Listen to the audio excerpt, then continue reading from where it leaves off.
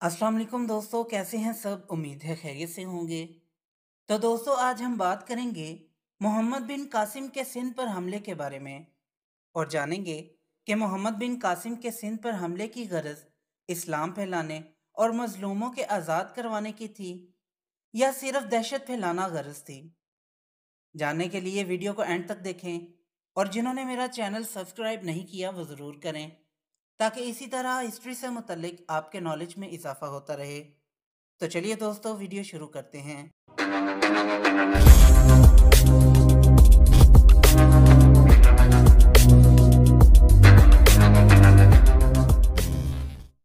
सिंध की फतह का वाक़या खलीफा वलीद बिन अब्दुल मलिक की खिलाफत के दौरान पेश आया। हजाज बिन यूसुफ खिलाफत के मशरकी सूबों का गवर्नर था। इसके नज़दीक उमवी ख़ानदान का इस्तेहकाम और उसकी ताकत व क़ुव्वत में इजाफा इसका सबसे बड़ा मकसद था।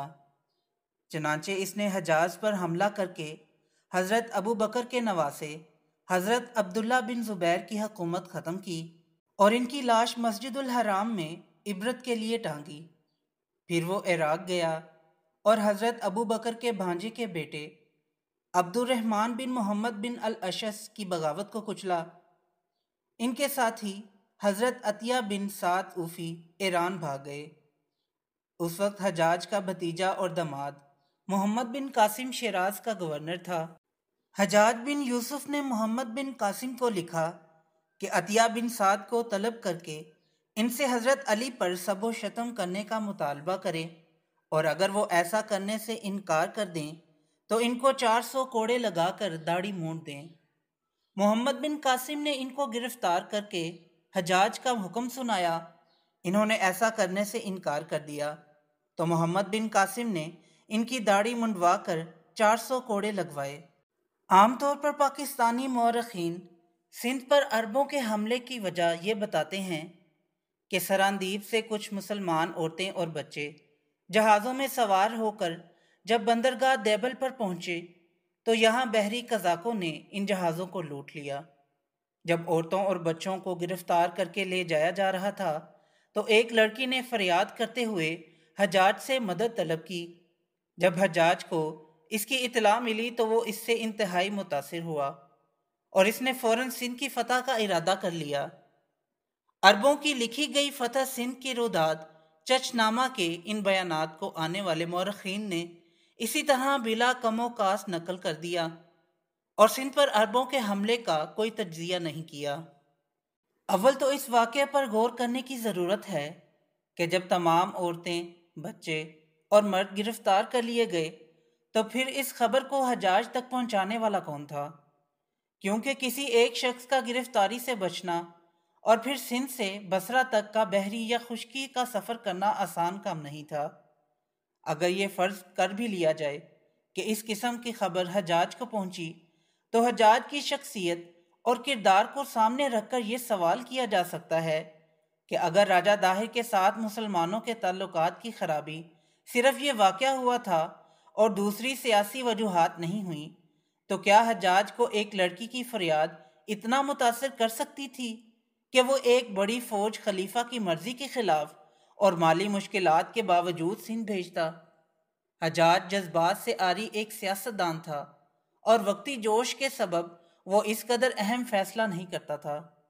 इसने अपने इक़्तिदार के ज़माने में जिस तरह हज़ारों अफराद को जेल में डाला और सैकड़ों को कत्ल किया, इसी के सियासी अज़ाइम में एक लड़की की फरियाद की कोई अहमियत नहीं थी। अरब ताजिर तजारत की गरज से हिंदुस्तान के साहली इलाकों में आते जाते थे और जगह जगह इनकी नौ आबादियाँ कायम थीं। हिंदुस्तान की रियासत केरला में एक ऐसी मस्जिद भी मौजूद है जो इस्लाम के इब्तदाई ज़माने से मंसूब की जाती है।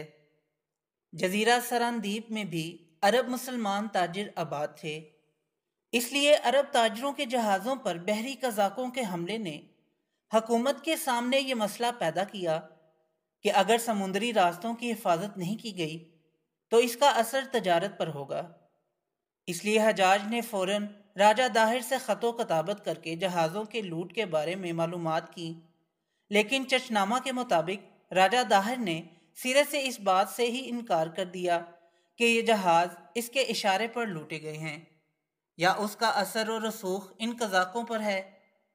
راجہ داہر کے اس جواب کے بعد حجاج نے اس بات کو ضروری سمجھا کہ سندھ پر حملہ کر کے اسے فتح کرے تاکہ دیبل کی بندرگاہ اور سمندر کا راستہ مسلمان تاجروں کے لیے محفوظ بنایا جائے۔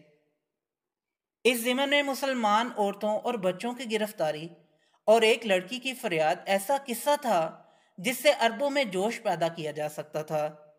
اس واقعے کی تشہیر سے راجہ داہر کے خلاف نفرت پیدا ہوئی اور مال غنیمت کے لالچ کے ساتھ ساتھ سندھ پر حملہ کرنے کا اخلاقی جواز بھی پیدا ہو گیا۔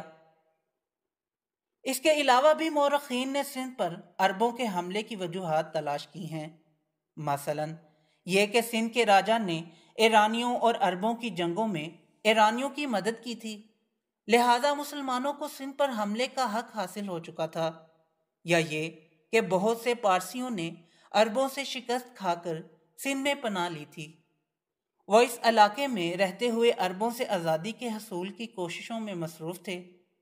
اسی طرح وہ عرب جو بنی امیہ کے طرز حکومت سے خوش نہ تھے، مثلاً ایلافی، وہ یا تو خراسان میں پناہ لینے جاتے تھے یا سندھ آ جاتے تھے۔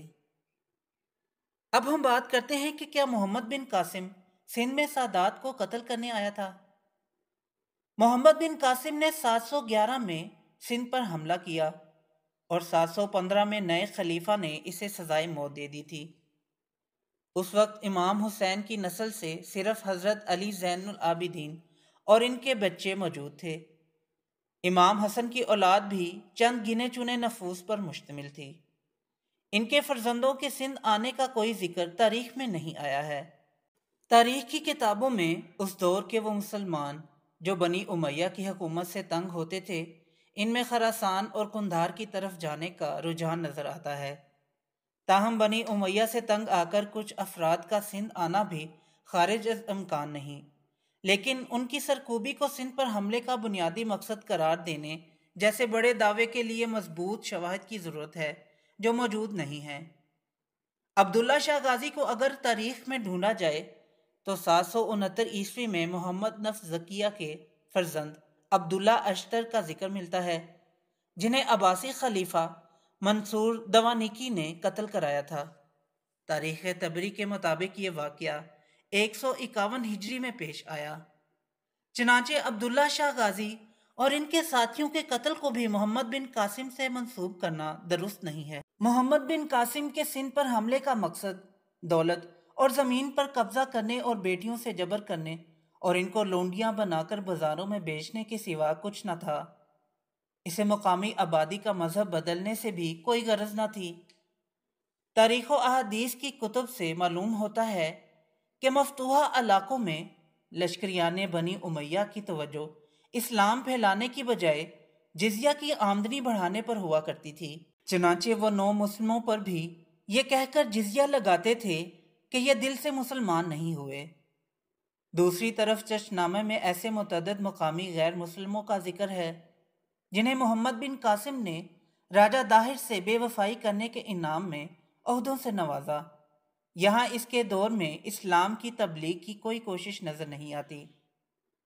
اگر موجودہ پاکستان کے علاقوں میں اسلام کے پھیلنے کی تاریخ دیکھی جائے تو معلوم ہوتا ہے کہ یہاں اسلام آہستہ آہستہ پھیلا۔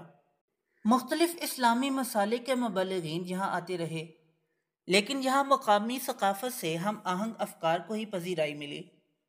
چنانچہ جب 1005 میں محمود غزنوی نے یہاں حملہ کیا تو ملتان پر اسماعیلیوں کی حکومت تھی جس کی آبادی کا بڑا حصہ غیر مسلموں پر مشتمل تھا۔